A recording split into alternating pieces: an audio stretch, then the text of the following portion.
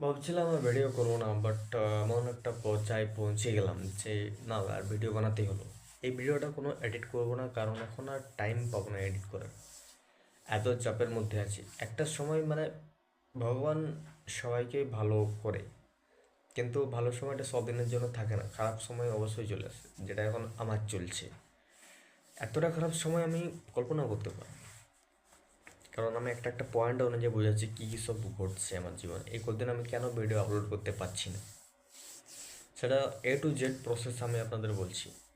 এক নম্বর কথা হচ্ছে, ভালো অর্ডার আসছিল, রেজাল্ট ভালো চলছিল, কিন্তু ওই যে বলে না, ভালো যতদিন চলে ততদিন খারাপও হয় যায় না, কিছুটা এরকম কথা আছে। সেই জন্য বলে যাচ্ছি, কী বলবো, আচ্ছা। অর্ডার অর্ডার আসছিলো ভালো, বাট একটা প্রবলেম হয়ে যাওয়ার পর এখন পেন্ডিং অর্ডার হয়ে যাচ্ছে, একটু ঝামেলা হয়ে গেছে ডেলিভারি কোরিয়ারের সঙ্গে, কোরিয়ার পার্টনারের সঙ্গে। আর তারা পিক আপ করছে না, ক্যান্সেল করে দিচ্ছে অর্ডারগুলো। এটা খুব খারাপ লাগছে আর কি, এত কষ্ট করার পরও যদি না হয়। আর সেকেন্ড হচ্ছে, পায়ে খুব লেগেছে শাবল দিয়ে, পাটা লেগে গেছে, পায়ের অবস্থাটা এখন খুব খারাপ আছে, সিরিয়াস। আমি দেখাতেও চাইছি, আমি ভিডিওটা এডিট করবো না, বিনা এডিটে ইউটিউবে আপলোড করবো যে পায়ে কতটা লেগেছে, কী হয়েছে। আঙুলের অবস্থাটা একবার দেখো খালি।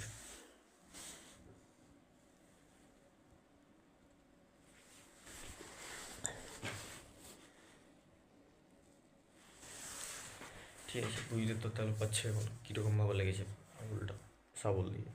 কাজ করতেছিলাম দিনের বেলা, ঠিক আছে। 3 নম্বর হচ্ছে, পরীক্ষা আছে কালকে। এত সব চাপের মধ্যে পড়াশোনা খুব একটা ভালো হয়নি, তার জন্য এখন পড়াশোনা করছি। টাইম অনেক হয়ে গেছে, কালকে পরীক্ষা আছে 20 তারিখ। এত সব চাপের মধ্যে কীভাবে পরীক্ষাটা দেবো সেটাই ভাবছি, কারণ পরীক্ষা দেওয়া মানে একটা ফ্রিলি মাইন্ডে পরীক্ষা দিতে হবে, যেখানে কোনো চাপ থাকবে না, কোনো টেনশন থাকবে না। সেখানে যদি পরীক্ষা দিয়ে যাই, 100% শিওর থাকবো যে একটাও সাপ্লি আসবে না। বাট এত চাপের মধ্যে যদি পরীক্ষা দিতে যাই, আমি পরীক্ষায় বসি, মানে কীরকম মাইন্ডে মাইন্ডে মাইন্ডে শার্প নেই আর কি, শার্প মাইন্ড নিয়ে যেতে হবে। যতক্ষণ না শার্প করতে পারছি মাইন্ডটাকে, ভয় লাগছে একটু আর কি, ওই জন্য। নাহলে এমনিতে সাপ্লাই নিয়ে কোনো ভয় ছিল না, যদিও পড়িনি, তাও ভয় নেই যে আমি অবশ্যই লিখে দিতে পারবো, এটা 100% আমি কনফার্ম ছিলাম। কিন্তু এই যে বলে না, যখন খারাপ সময় আসে তখন কোনো করার থাকে না। তো এটা আপনাদের আপডেট দিতে ছিল। হ্যাঁ, আর একটা কমেন্ট করছিল একজন, যে এতদিন তোমার জার্নি কী হলো, তোমার 365 দিনের ভিডিও এই কী হলো। ভাই আমি এখন খুব ভালো